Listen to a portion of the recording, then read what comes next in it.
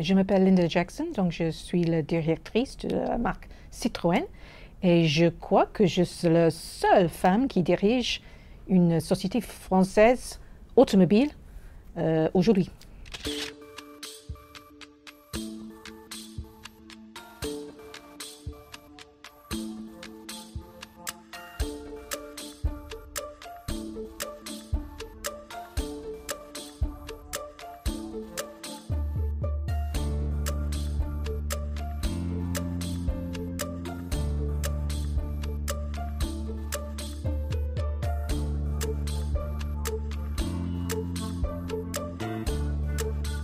Franchement, maintenant, c'est moins important. Donc, mais moi, je parle parce que j'ai passé toute ma carrière et j'ai une carrière un petit peu longue.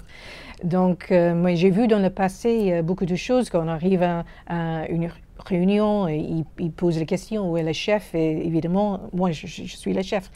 Mais je crois, dans le monde automobile, le plus important, c'est quand on entre dans un concessionnaire, les questions souvent autour le prix, etc., les questions sont entourées vers le monsieur.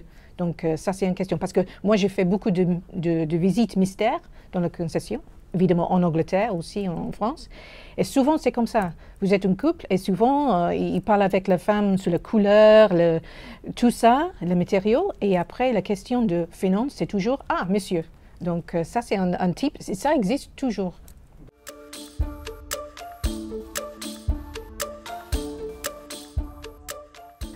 Franchement, à mon avis, ce n'est pas une qualité d'être une femme ou un homme, c'est une qualité un petit peu pour tout le monde. Donc il faut avoir une crédibilité, il faut avoir l'expérience, il faut travailler dur. Franchement, il n'y a pas de recette magique pour arriver à ce niveau.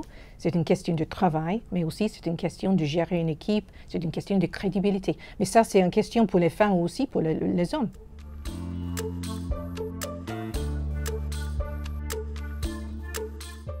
Oui, on dit ça, et franchement, je pense que c'est oui.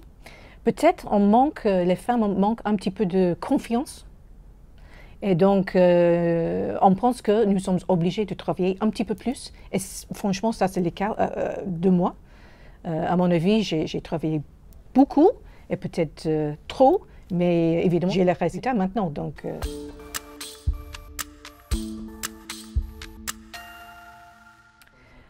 premier, c'est confiance sur soi-même. Deuxième, avoir un mentor. C'est un mentoring comme on dit en anglais. Et donc, c'est avoir quelqu'un qui peut vous donner le conseil. Parce que ça, c'est quelque chose. On a besoin de confiance, il faut travailler, il faut accepter, il faut travailler. Et après, est-ce qu'il y a quelqu'un, une femme, qui a réussi d'un niveau haut? Est-ce qu'il y a une femme qui peut poser les questions, qui peut vous donner le conseil? Et je crois ça, c'est très important.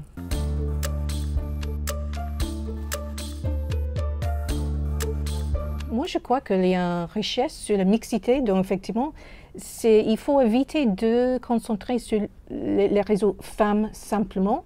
Mais pour moi, c'est les diversités. Donc, je ne suis pas un fan de simplement les réseaux femmes. Il faut trouver un petit peu quelque chose de plus large.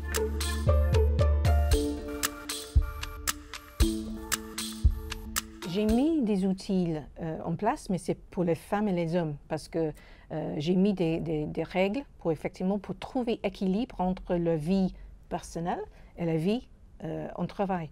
Mais ça, c'est la règle pour les hommes et les femmes. Par exemple, il n'y a pas de réunion avant 8 heures, il n'y a pas de réunion après 18 heures, il n'y a pas d'email pendant le week-end.